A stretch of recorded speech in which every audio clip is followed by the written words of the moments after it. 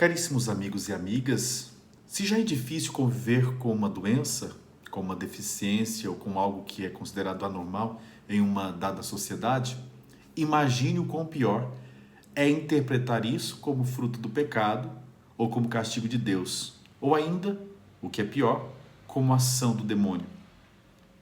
Eu conheci uma pessoa que carregava um grande trauma em sua vida. Ela tinha uma deficiência na fala e no andar. Foi levada pelo pai, quando era criança, a uma igreja que prometia a cura para a sua deficiência. E ela me dizia: o pastor que orou por mim sussurrava ao meu ouvido: sai, demônio, sai desse corpo.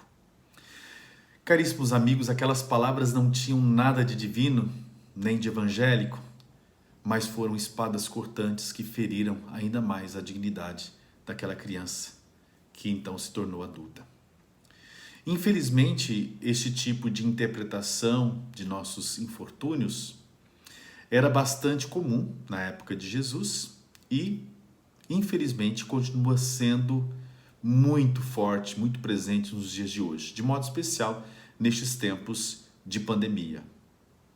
É absurdo que em pleno século XXI ainda haja gente que encare a pandemia como castigo de Deus. Pior ainda é quando se sentem especiais porque não foram contaminadas ou porque venceram a doença e julgam os que ficam doentes e morrem como se tivessem sido punidos por Deus. Jesus combatia veementemente este tipo de interpretação. Logicamente, há certas situações que nós enfrentamos que podem ser fruto de nossas más escolhas. Se, por exemplo, não uso máscaras, se não me protejo e não protejo os outros com quem eu convivo com medidas de segurança, se tendo condições não cuido do meu corpo, se abuso no consumo de álcool, por exemplo, eu não posso responsabilizar Deus pelo infortúnio de cair doente ou de ter uma saúde precária. Por outro lado, caríssimos amigos e amigas, há certas coisas que nos acontecem que independem de nossa vontade, que simplesmente fazem parte da dinâmica misteriosa de nossa existência. Nós precisamos então encará-las e ressignificá-las com a força de nossa fé. Na época de Jesus, imperava a lei do puro e do impuro. O sistema legal do puro e do impuro tem uma longa história no contexto de Israel, mas não vou tratar desse assunto aqui neste vídeo. Talvez seja suficiente dizer que tal sistema se desenvolveu depois do exílio da Babilônia, na volta do exílio da Babilônia, no século VI a.C., e foi protagonizado pelos sacerdotes do templo. Então, a ideia de pureza é uma forma de criar identidade.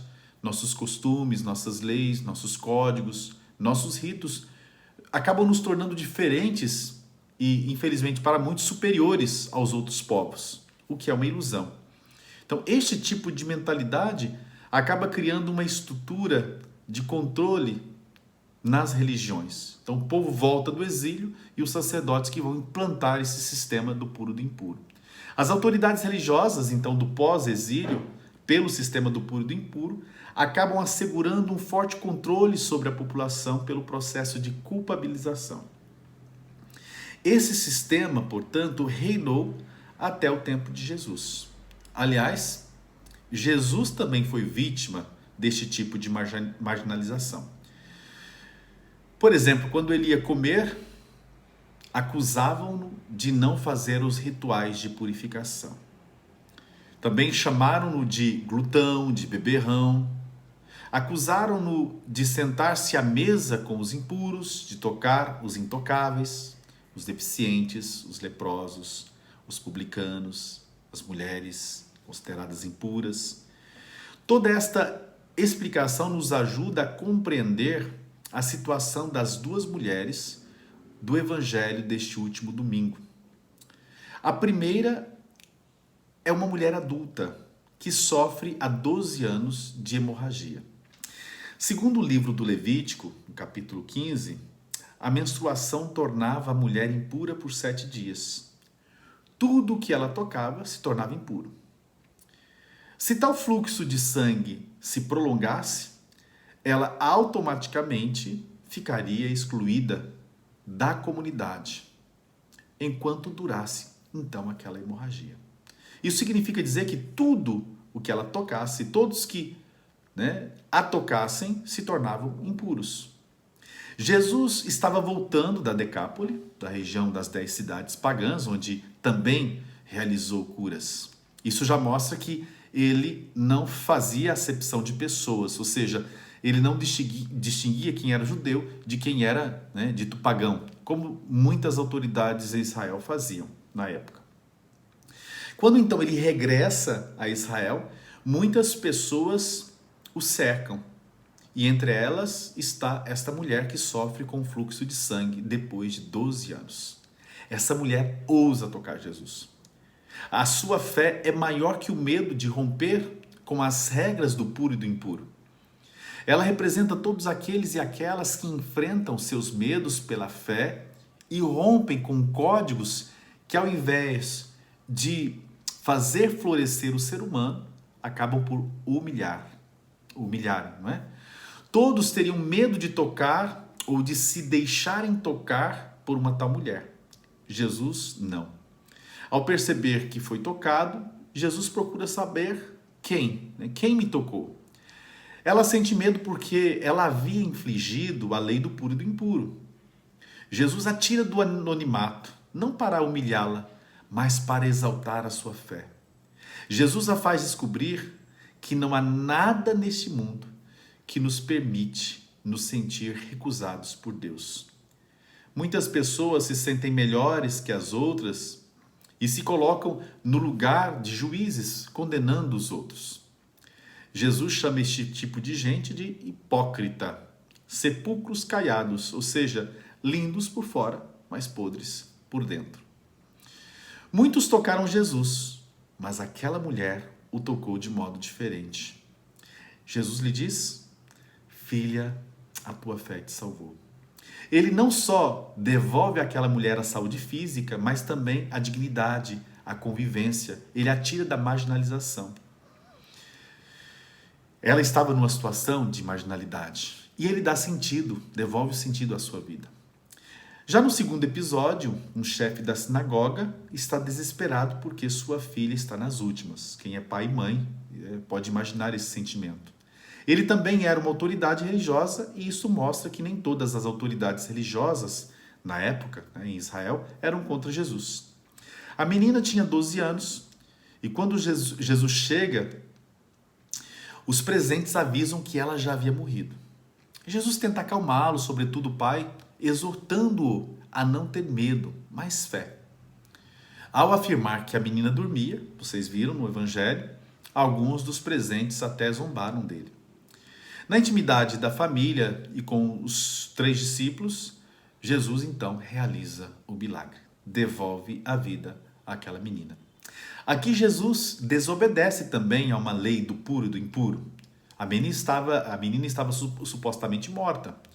Jesus não poderia tocá-la, senão ele se tornaria também impuro segundo essa lei. E, no entanto, Jesus a toca. Cristo não tem medo de tocar nossas feridas, de colocar as mãos sobre nossas impurezas, aquelas reais e aquelas que a sociedade, que a comunidade nos pregam. Nos 2 casos, a fé da mulher com hemorragia e a fé do pai daquela garotinha foi maior que seus medos. Medos de quê? Medo de desobedecerem os códigos religiosos da época, medo de serem ridicularizados, medo de serem julgados e rejeitados. Ao se lançarem na fé, eles experimentaram o amor profundo de Deus, revelado em Jesus, que nos alcança lá onde estão nossas contradições, nossos sofrimentos e nossas misérias. Esse amor que nos transforma em pessoas melhores. É muito simbólico o número 12 neste texto. 12 anos de luta contra a hemorragia e 12 anos da garotinha. O número 12 representa o povo de Israel. Israel está como que enfermo, da mesma forma que estava enferma aquela mulher. Israel está numa situação de morte, porque se afastou do projeto de Deus, porque infelizmente instrumentaliza a religião e porque reduziu a vivência religiosa ao mero cumprimento de regras. É na medida em que se deixa tocar pelo Messias, por Jesus, o Filho de Deus, que mostra, que revela o Pai. É na medida, então, que adere ao projeto do reino de Deus, apresentado por Jesus, que Israel faz uma experiência de cura e que passa por um processo de restauração, de ressurreição. E temos que nos lembrar, Israel é cada um de nós.